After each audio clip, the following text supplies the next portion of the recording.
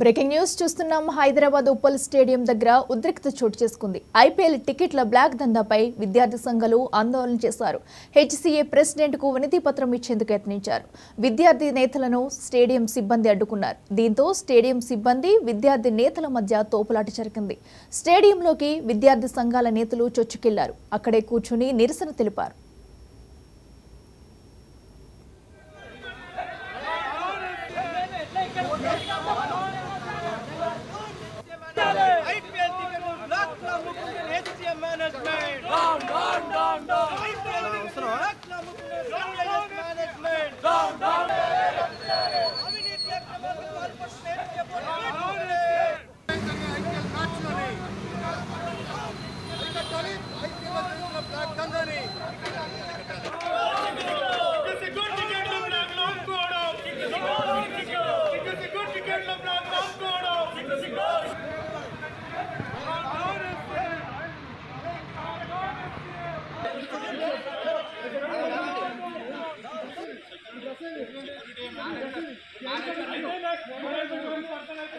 Sun Risers Hyderabad అదేవిధంగా royal Challengers Bengaluru సంబంధించిన match ఉంది.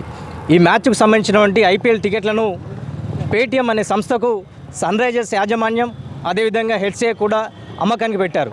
దాదాపు 36,000 టికెట్లు అరగంట వ్యవధిలోనే అమ్ముడుపోయాయని చెప్పి ఇదే హెచ్సీఏ అదేవిధంగా సన్ రైజర్స్ ఫ్రాంచైజీ ప్రకటించింది.